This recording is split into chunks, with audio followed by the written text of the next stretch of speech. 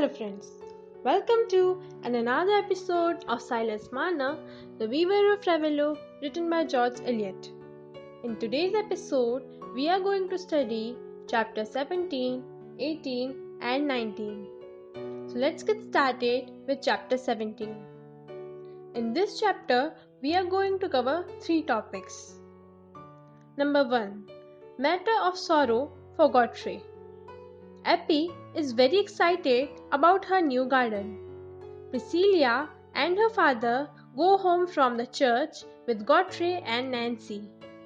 Nancy tries to persuade them to stay for tea, but Priscilla thinks that they must be getting late for home to look after the management of the farm. Second, Priscilla guided Nancy. Priscilla is happy that Godfrey is starting a dairy farm and advises Nancy to keep herself busy in its activities. Priscilla takes care of her father in his old age. Third, Nancy got worried about Godfrey. As Nancy thinks about this unhappy history, Jane, a maid, brings tea for her and informs her that she saw many people rushing in one direction. There must have been something happening in the village. Hearing this, Nancy got much frightened and wishes her husband to be back soon. With this, we come to end of chapter 17. Now let's start chapter number 18. Godfrey returned to Nancy. When Godfrey returns from his walk, Nancy finds him much disturbed. When Nancy asked him about his disturbance, he tells her that the skeleton of his brother Dunstan has been found in the newly drained stone pit behind Silas' cottage. The body has been there for 16 years and Silas' bag of gold are found with it, meaning that it was Dunstan who had robbed Silas. Dunstan, while escaping, must have fallen into the pit in the darkness, and this would have been the reason for his death.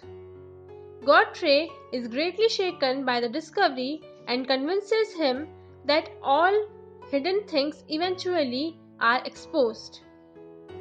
Godfrey made a confession. Godfrey is very sad but much satisfied that the mystery related with Dunstan now has been solved and everybody is aware of the truth. He decides himself to tell Nancy about his secret marriage. So Godfrey confesses to Nancy about his secret marriage to Molly and that Eppie is his biological daughter. Nancy responds not angrily but instead with regret, saying that if she had known the truth about Eppie earlier, she would have agreed to adopt her 6 years earlier. When Godfrey suggested to her for first time to solve the problem of having no child in the home. On Godfrey's suggestion that they can still adopt Eppie, Nancy says that now Eppie is an adult and the gesture will not have much significance. However, Nancy agrees with Godfrey to resolve to do their duty now and they plan to visit Silas' cottage that evening. With this, we come to the end of chapter 18. Now let's start with chapter 19. Silas recalled past events. Silas and Eppie talk about the discovery of Dunstan's body and the money he had stolen. Silas feels that the money was taken away from him in time to save him and it was kept for him until it was wanted for Eppie. Godfrey and Nancy presented their views to Silas. Hearing a knock on the door, Eppie opens it. Godfrey and Nancy Cass come to meet them. Godfrey apologizes for the theft committed by his brother Dunstan. Godfrey mentions that Eppie can be better off living in the red house and he wants to adopt her as they have no children. Godfrey revealed the truth.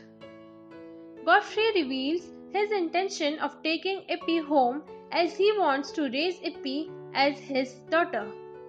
Eppie observes that Silas is distressed. Eppie declines the offer.